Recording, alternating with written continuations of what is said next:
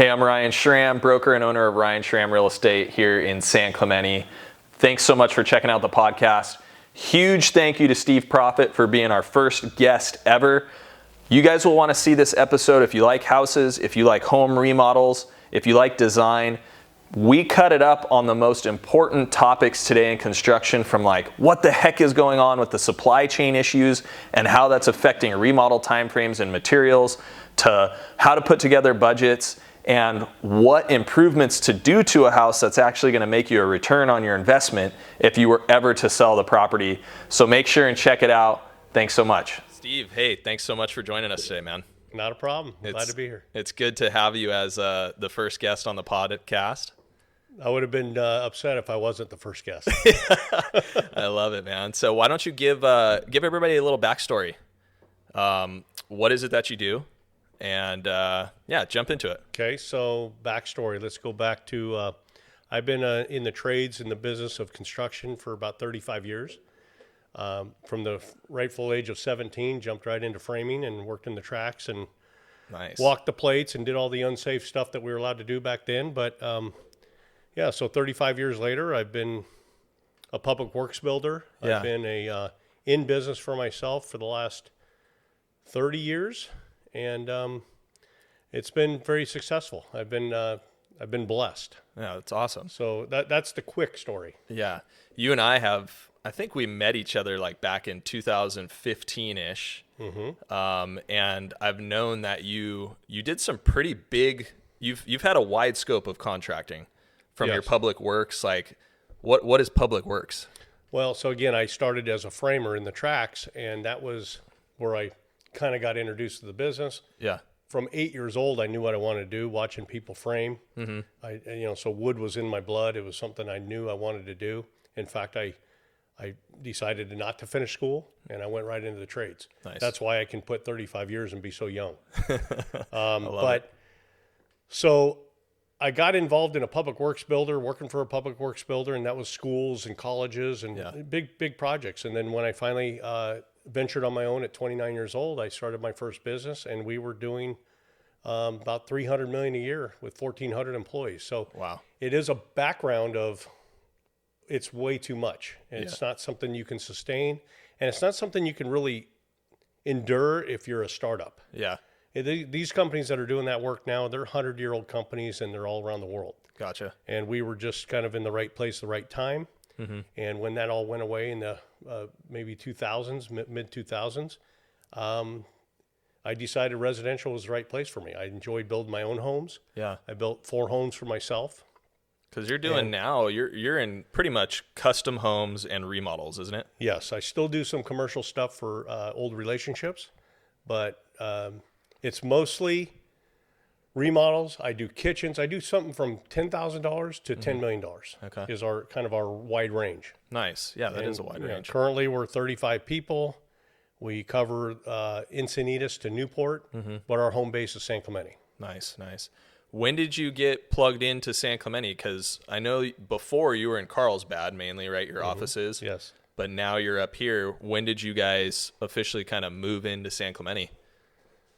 So I'm officially San Clemente back 17 years old. So nice. I was surfing San Onofre Trail 5 with my buddies from high school. We grew up in Orange, which was not quite the beach, but we made the journey and got there. And so a lot of the old establishments, that obviously the high school was here, and the McDonald's and the Denny's, those were all well visited spots. But then I journeyed around the country a little bit, not the country, but mostly the state. Always building in California. I ended up in Carlsbad, which I love the beach community there, and it's still a great community. And I wanted to get back home. I wanted to get back closer to Orange County and where I kind of grew up. And so I found a place about 9 years ago, purchased it, tore it down, rebuilt it on Ola Vista Street. Yeah, that's your spot in Southwest San Clemente, right? That was Southwest San Clemente. That was about 7 years ago, I guess. But I was living pretty close in the proximity of renting a place for a while, and then made the move to get back here. Nice. So it was fun. That's awesome. And now I'm here forever. I just finished, as you know, I just finished another house up on the hill in Presidio with a monster ocean view, and I call that my forever home. and you guys all chuckle and everybody laughs at me for it, but I believe it is my forever home. At least I bought the doors that confirmed it's my forever home. Yeah.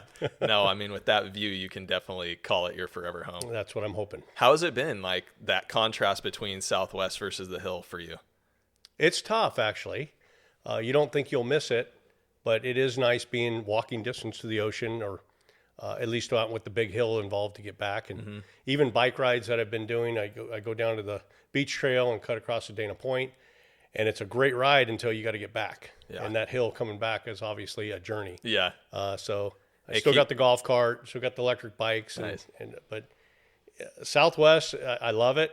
But I love seeing the ocean more on a daily basis. Yeah, that's cool. That view is like something that you use more functionally every day rather than going to the beach, which you might not do for a few weeks, right? Well, for me and how busy things are, it's been months to go actually put your feet in the sand. Yeah. And I don't get that opportunity right now. I'm hoping to, but I love the beach, but looking at it every day is, like you said, it's a different perspective. Yeah, that's cool.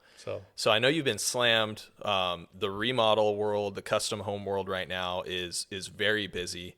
How have you seen things change, I guess, in the last couple of years? Because we've been working together for a good amount of time. I was looking back. I think you've helped about 27 either family members or clients of mine with remodels.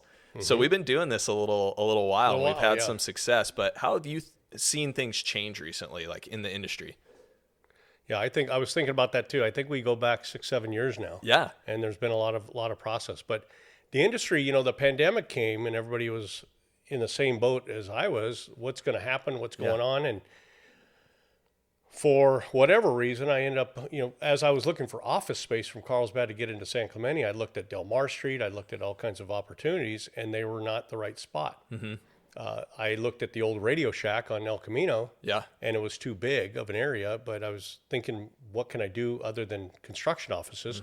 And then the Design Center was born. And the Design Center is a completely different entity. It's a retail interior design center for other contractors and interior designers and realtors alike. And it's a different spot for us. And that's kind of what got me going and got really the flow moving for San Clemente to be the primary. Yeah.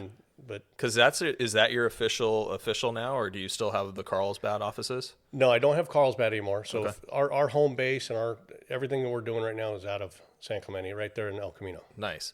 Yeah, that PSI Design and Build Center is huge. I mean, you're doing that project for us right now. We're going through a remodel, and I can tell you, just as like a guinea pig, if you will, it's really nice to go in there and be able to like touch and feel the materials, grab a floor sample from you without having to go into, Orange Street or whatever that place is. Yeah, Anaheim. Yeah, Anaheim. Mile of tile. Yeah, Mile of tile. It's nice to just go right down to Barcelona and El Camino Real and get the stuff. We get that a lot. And again, we have other contractors that are working out of that showroom too, and they're doing a great job. We have, probably a handful of really great contractors here in San Clemente that I know about. Nice. And so it's been a real positive impact from everybody so far. And we've only been open, I think it's July last year, so we're not even a year yet. Okay, cool. Well, that's good to hear that it's going well.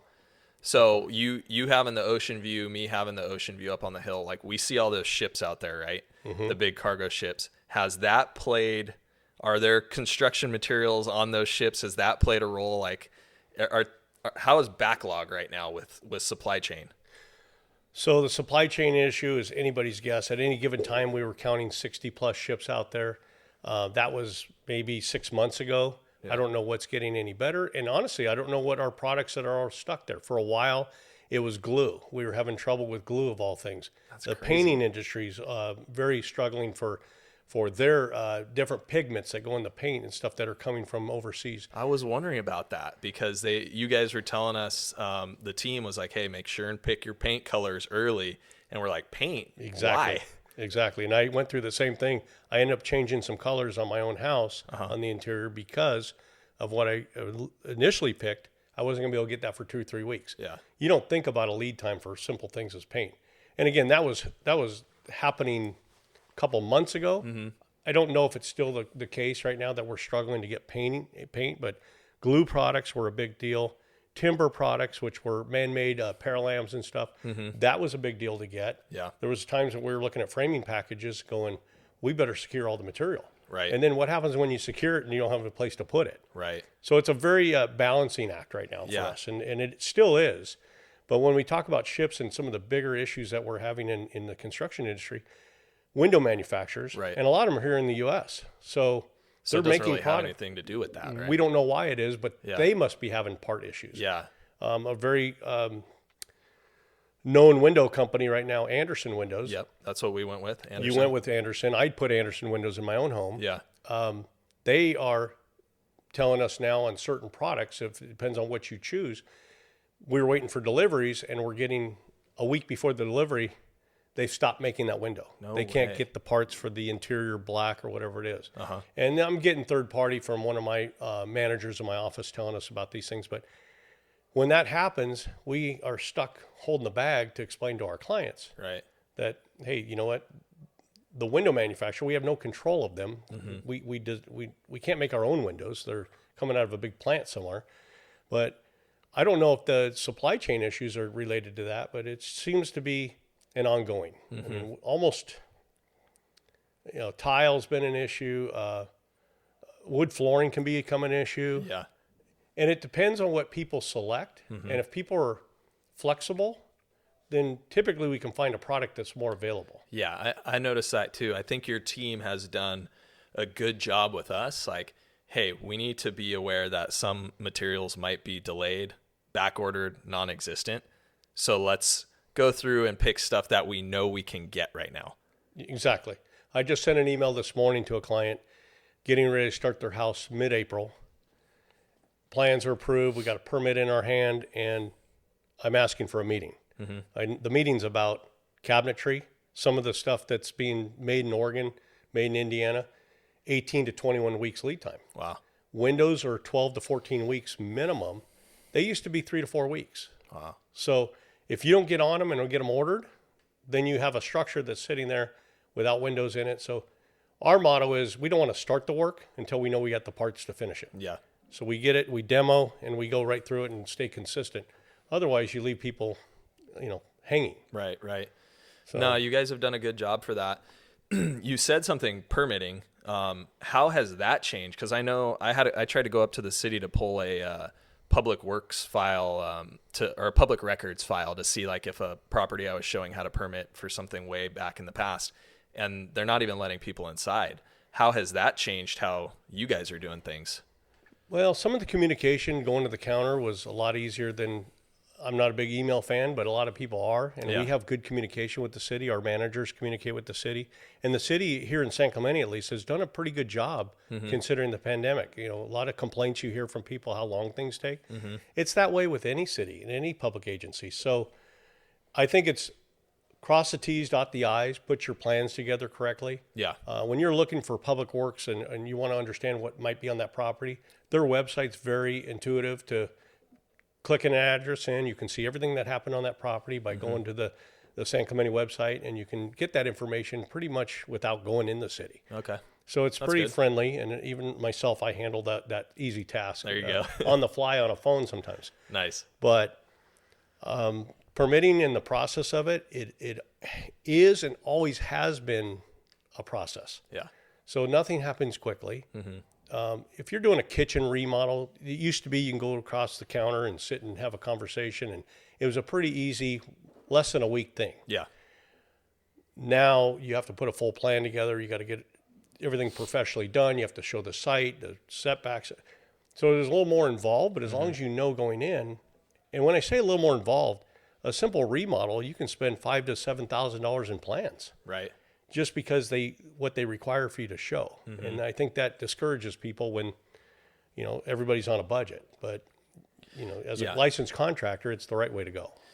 Right. To pull the permit, get the plans, do it all right.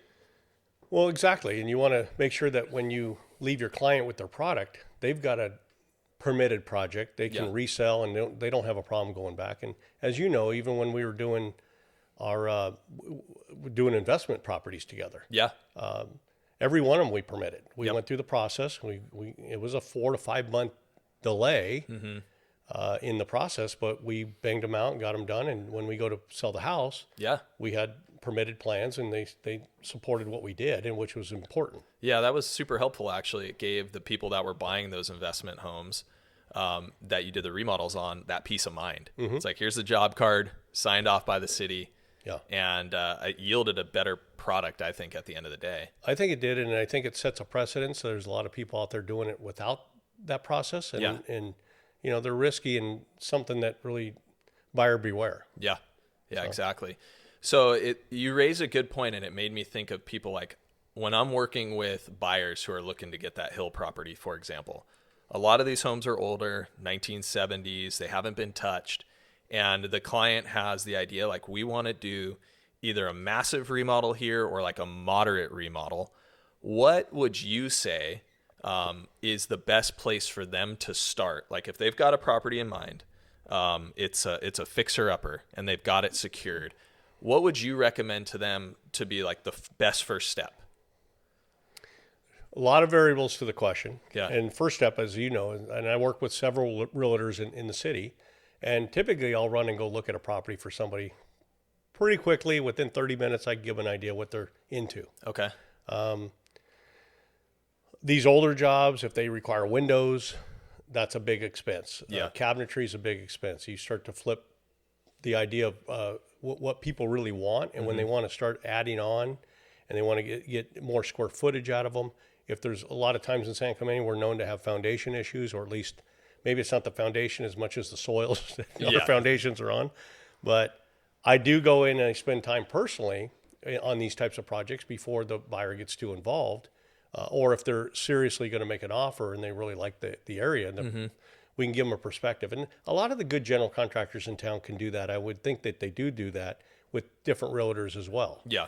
So I would say to get don't rely on the inspection that's going to happen, because that inspector is going through a checklist. Yeah. And that inspector is doing a good job to make sure your water heater's in the condition it's supposed to be in, lights and plugs are working, and whatever else. But that's not going to get you the deep down dive of how bad this foundation might be, or does it really need windows? It's going to give a very superficial checklist. Right. Yeah, we always tell people, like, have a contractor buyer, get like a specialty person in that specific trade where you have a concern to look at it. Exactly. And I know that you've been a good resource for people, like, to give them the 30,000 foot above perspective pretty quickly. Like, hey, here's what you can expect, you know, like a mock-up bid of round numbers per se, not exact numbers, so that they have a budget going into it. It's amazing how close they come out as well. I mean, 2 years ago, we used to give that number out, and it lasted that way. Today, the market has moved so quickly. Even in our design center, we've had to take the price tags off of everything. Right. We literally get updates on price increases weekly, depending on what the product is. So finally now we just put a sign out there saying ask. We'll tell you what it is. Ask for the price. At the time that you're asking. Yeah. But when people used to ask us to go in and look at something, a couple, 3 years ago, we'd go in and a real simple number was 100 to 125 a foot. You could pretty much tear up a house and like for like, put it all back together. So $125 a square foot for like a remodel budget. Yeah. And you're not moving walls. You're not really getting crazy. You're just, the kitchen stays where it's at. And that was a good number. And then that number is starting to inch up now and increase up. And again, it has a lot to do if you put windows in it. Yeah. What people do is what they were building in the 60s is not what people like today. It was very compartmentized. Now everybody wants an open floor plan. They want a big sliding door out the back. Yeah. So then that increases from there. Okay. And windows are, again, a big part of it. If you're not willing to do retrofit windows, which are something that go in the existing condition, then you get into stucco repairs, drywall repairs, painting, matching, etc. That's a question I get all the time. Can you define, like, what's the difference between retrofit and windows?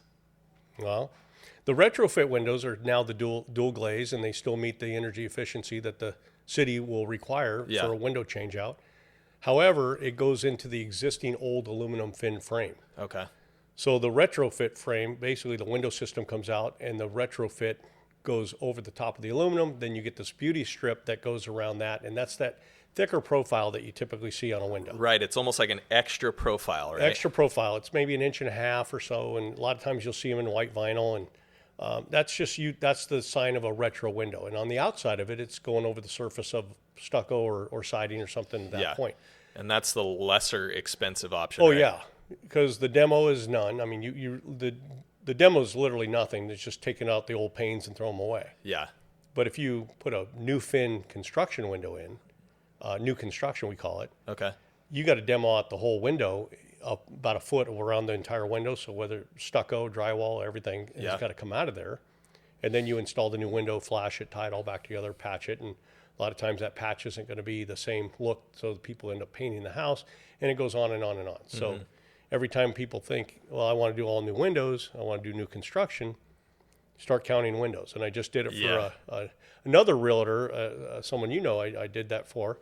And I just went through his house with them and counted all the windows and got some retro windows. I forgot what the quantity was, but he took a $20,000 window job. Yeah. It could have been, that's to do retro. Mm-hmm. He had a lot of windows in his house. So, I mean, realistically, if he was going to do that, it'd be double. Yeah. So if you want to do, so you're thinking like retrofit is usually about half the cost of new construction. I'm thinking that's a good number. Okay. That's a question I get asked all a lot, and I think that people will appreciate like knowing that difference. You have two options: retrofit or new construction.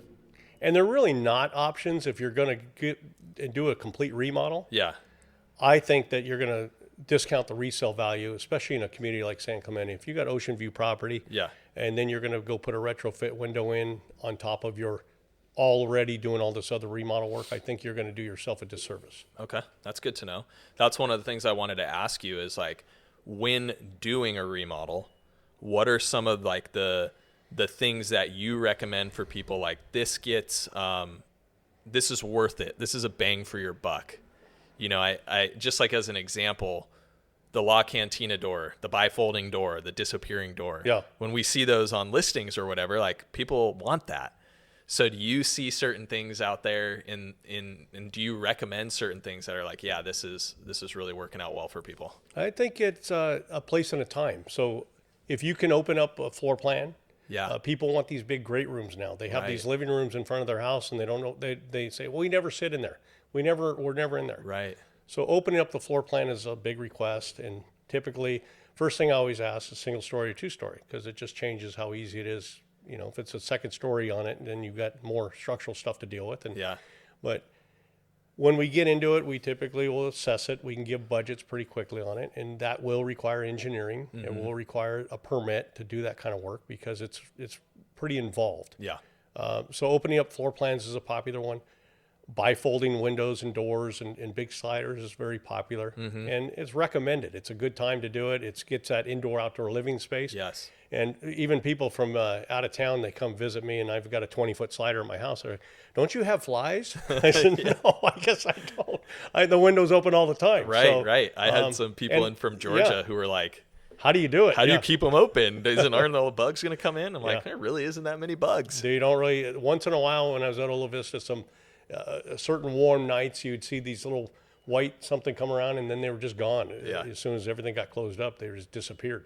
But that part of it is with the big openings, we see a lot of that. And there are some bifolding doors now that have screens and things like that, but we typically don't need them here. Yeah, you don't want to look through the screen to see the ocean or the beach or whatnot. Yeah, so I always recommend, if you're gonna, kitchens are a big item. Yeah, people want, if you really want to upgrade and show something fresh. Obviously, you're a realtor, Yeah.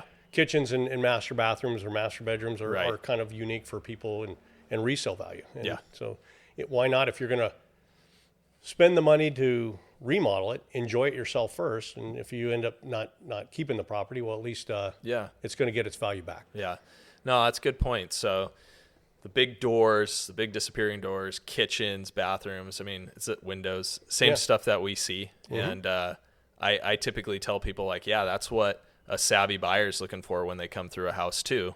So exactly. You might as well spend the money on it and enjoy it. And if you ever do sell, you're going to get that money out of it. And there's all kinds of clients. You have clients that they want what they want. They're going to pay for what they want, and they can care less at the end of the day. And most of our clients are very cost conscious. They want to be common sense, we call it, to how they approach it. So we always endorse spend the money in your kitchen, spend the money in your master bedroom, and then you don't need to get so crazy in some of it. Yeah. Some of your fixtures might be right at Lowe's or Home Depot locally. Okay.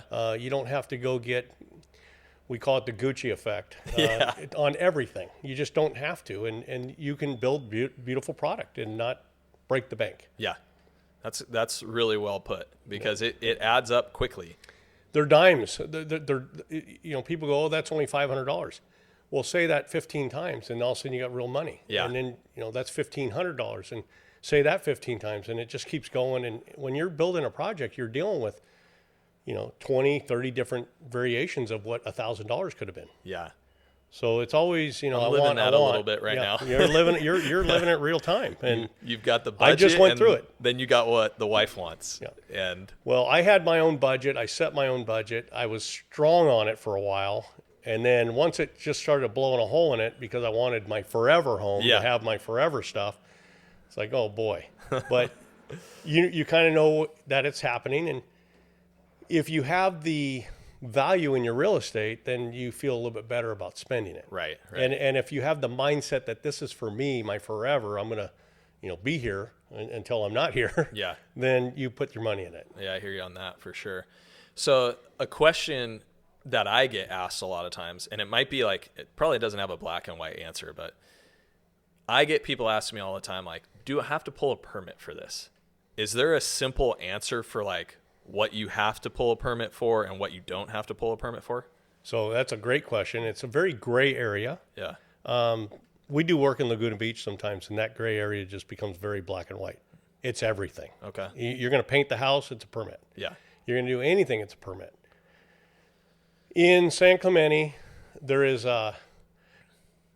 most of the time it's a requirement. If you think you probably should pull a permit, you probably should. Got it. And we do get into deferred maintenance. Okay, if I'm going to change out cabinets in a like for like, I'm not moving plumbing, I'm not moving electrical, I'm just going to pull the old ones out and put new ones in. Yeah. Then in theory, you can process that and build that, and it's like putting a new floor in. Mm-hmm. You don't really technically need a permit to go put carpet or wood flooring or something in your house. But if you start changing windows out, and obviously anything you do structurally, so think about fire, life, and safety, and Title 24, which is energy efficiency. Okay. The city gets involved. And so with its windows are Title 24. Mm-hmm. You change them out, and they want to know what the new efficiencies are. They want to basically put the calculations to it, and make sure what you're doing is in compliance with the current code. So like the Title 24 is they want to make sure the windows have their dual pane, they have the proper tint, low E glass or whatever, so that the home can stay cooler or warmer depending. You don't have to run your AC as much. Is that even what it though is? some of these houses have no insulation, Right. but they're going to get the right window if you're going to change the window out. Got it. So at least they're trying to capture it while you're making those adjustments or changes to bring that part of the house to current code. Okay. If you go do a major remodel, chances are you're changing out your water heater now. You're going to a tankless water heater, a more efficient water heater. Insulation you're going to be putting in your house. You're going to basically be bringing it up to speed. You can't just do what you wanted to do. Right. Hey, what's the deal with fire sprinklers? Like, how does that? Because I know some houses that I've had clients do, like, they had to get them sprinkled, and other houses they don't. So fire sprinklers get almost subjective in a sense that kind of like a field inspection. One inspector may look at it one way, and then he might have his 2 cents of what he wants a little bit differently. And it's not that it's a problem. You just have to go through the city and do something more with it. Fire sprinklers, there's been a lot of rumors about how it works. But what we've learned is that if you're doing a major remodel and you're tearing apart 50% of the drywall that's coming out of the house, or you're adding a second story, it's fire sprinklers. Plan on it. For the consumer or homeowner, understand fire sprinklers are not an expensive item. Okay. And they're fire life safety. I mean, it's really protecting your family. Yeah. For instance, I spent about $7,500 doing fire sprinklers for my own major remodel. Oh, that's not bad. So it's not a big, huge ticket item. I mean, you'll spend more in your kitchen cabinets than you will in fire sprinklers. Gotcha. So it's not that big of a deal. You just got to make sure the line size coming into your main is enough, and it's typically a 1-inch line that needs to run into the home to allow a fire sprinkler system to get its proper flow. But it's really going to be an individual call, and depends on who submits what to the city and how it gets looked and how it gets viewed. One plan checker might be looking at it differently than another plan checker. So we always err on the side of caution. And if it's that major, we're planning on it. Yeah, that's smart. Have you seen, this is kind of a fun question for you. I know you're a contractor and you'll do what the client wants ultimately, but have you seen any trends like developing that are, I don't know whether they're cool or not, but like any trends as far as materials and things that you've been seeing out there? Not so much trends. There's a lot of debate on engineered wood versus LVP, luxury vinyl planks. And it's interesting because some people love LVP. They just say, "Oh, it's waterproof. It's durable for my pet, my kids, everything else, and it's half the cost." Define LVP for us. Luxury vinyl planks. Okay. And it's a wood-looking product, but it's actually vinyl. We've put it in $2 million homes, so it's not like it's a slouch product. But some people don't like that it's not warm, and it might have a scent to it of vinyl. Versus an engineered wood floor is double the money, almost hands down. Yeah. It's going to feel warmer on your feet, or it's going to feel different on your feet. It's going to glue down typically a wood floor, and vinyl floors typically don't. Gotcha. That doesn't mean they can't, but so it's one of those. It's the client and what they favor. Yeah. As far as a trend, it's out there. Sometimes luxury vinyl gets selected because of budget, and sometimes it gets selected because of practicality. Right.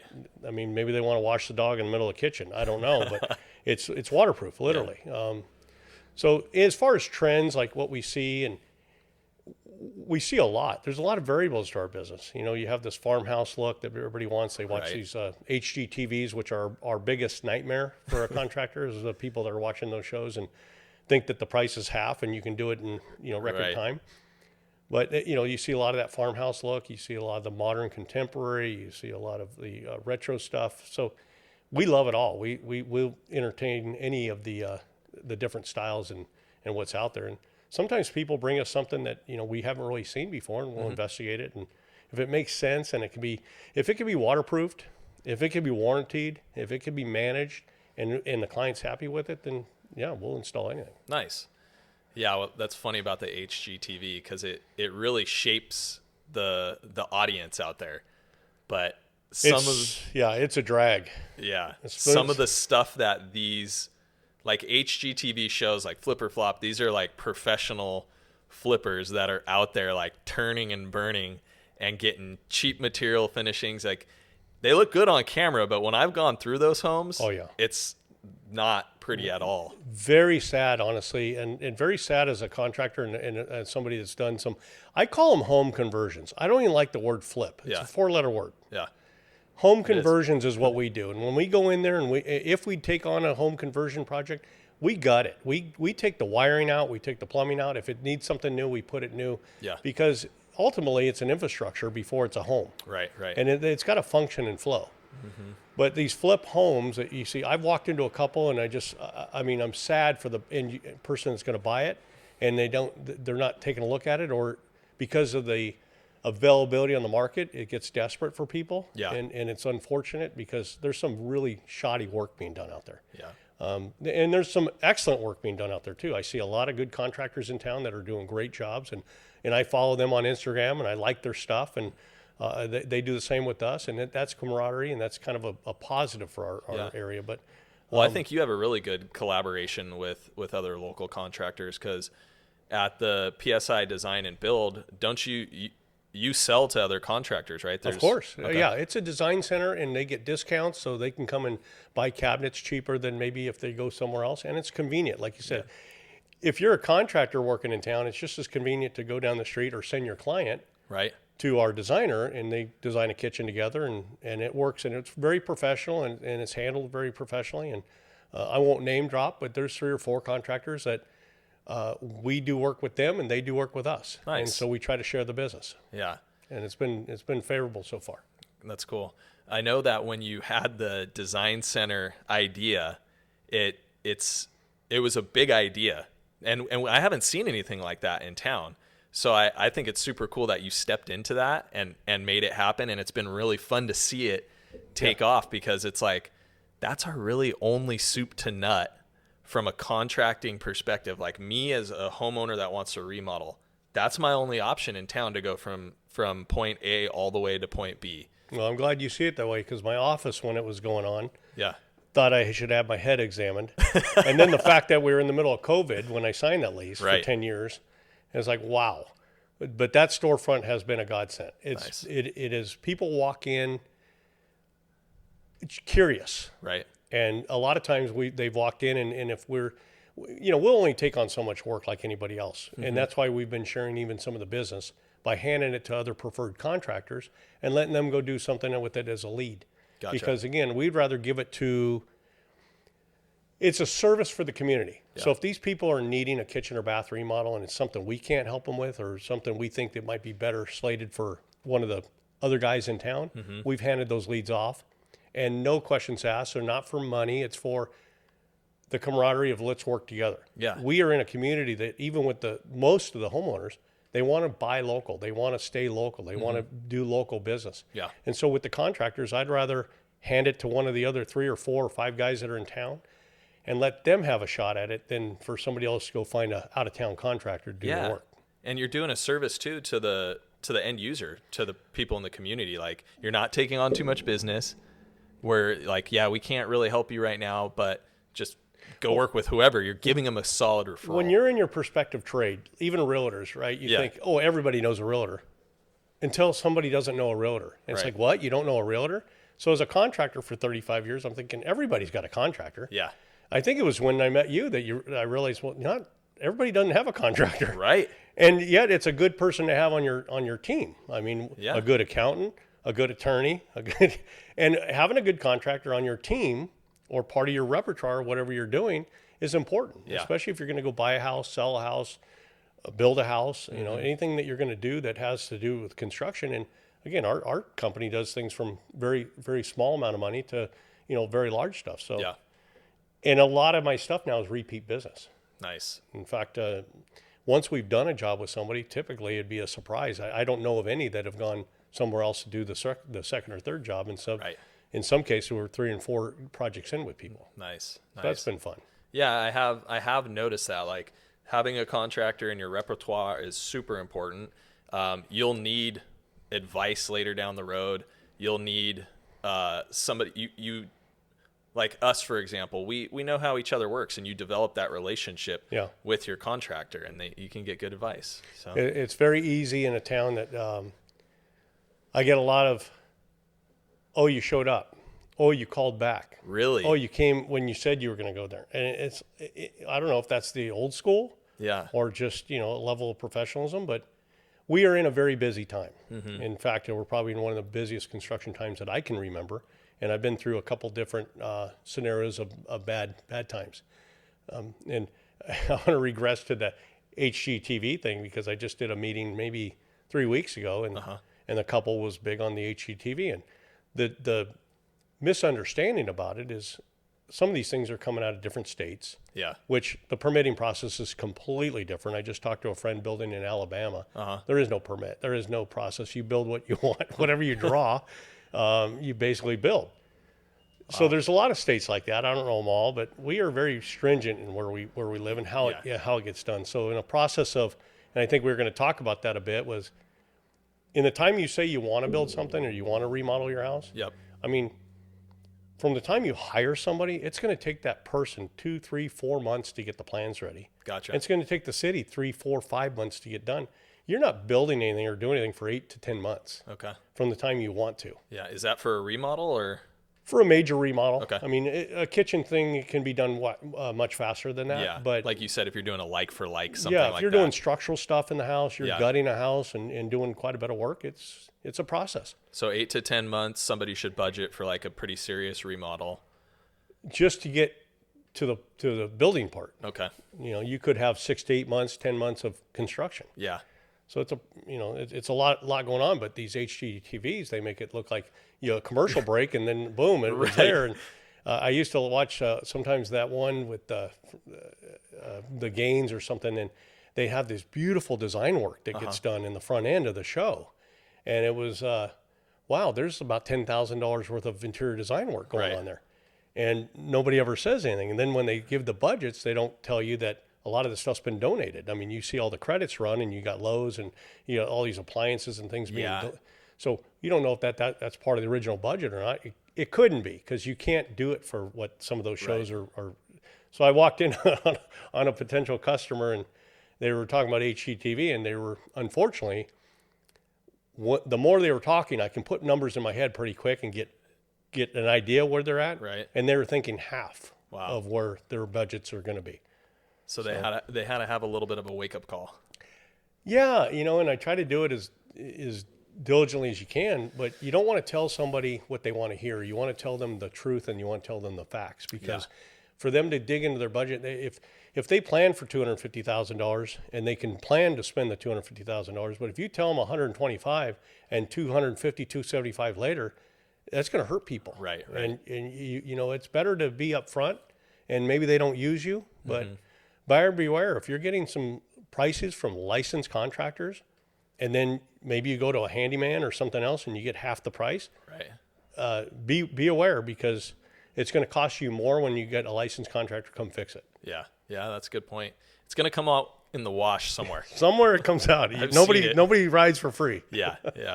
So that's a good point, man. Well, I think we covered a lot today. Like, this is all really good information, super relevant. I'm just getting going, Ryan. What do we got? I thought you were going to have questions. We're going to have to do a part 2 and keep it rolling, because I think that this is such a unique time, busier than ever the industry is. I get more questions now than I ever have about, hey, we want to fix her up, or we want to do a remodel. So I think this will be super important for people to get some one-on-one time with you and get some questions answered. Exactly. And, if I could say something to close, is that what happens is people plan and they think that what they want to do.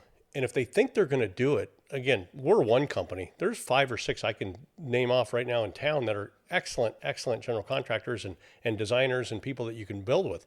But work with a licensed professional. Make a decision sooner than later. Because by the time you finally decide and you're going to do it, it's a 6 to 8 month process of doing something substantial. Yeah. So you have a lot of time in between there to change your mind or do something different or whatever else. But you can't just make that decision. Now I want to build, why can't I be building next week? Right. And, it's always the contractor who gets the short end of the stick. Everybody wants it done immediately. Yeah. You've internalized everything, and you're like, all right, I want the contractor now. I want him to go. Yeah, and why aren't they here working? Well, we don't have people sitting, waiting for your job to start. Yeah. So it's a process that we need to put you into the mix, put you onto the schedule, get organized and plan. The more we get to plan ahead, the more efficient your job's going to run. Got it. So we'll plan on putting your contact info here, but do you tell people like, hey, just call me on my cell phone. Let me know what you're thinking. Let me look at the job sooner than later. I'm very involved, as you know, as a business owner and an end user of my own product. Yeah. I like my phone ringing. I answer my cell phone. I return calls myself. I go to a lot of job walks. Nice. Like I said, we have a staff of 35, so I don't do it all, but I do like to get out there myself and see the front end product. So I work with the realtors directly, and a lot of that stuff is just kicking tires for people. So I try not to get my office too involved in it. They're busy enough doing what they're doing. But I put my cell phone on a lot of my signs just to, nice. If it rings, it rings. And then our toll-free number is on there. The 855 number's there. And, that'll typically get to somebody in the office. And 1 of 4 people will probably be the one meeting you at the door to go look at your project. Very cool. Yeah. For those of us that are listening, I definitely recommend checking out the Design Center. It's got a great vibe when you get in there. You even have some ocean view from that spot. Yeah. Well, yeah. So there is a nice ocean view there, but typically we've got some good music playing. There's a good vibe in there. Yeah. And it's been fun. Right on. Well, thanks a lot, Steve. I really appreciate you joining us, man. Yeah. Thanks for having me. It was fun.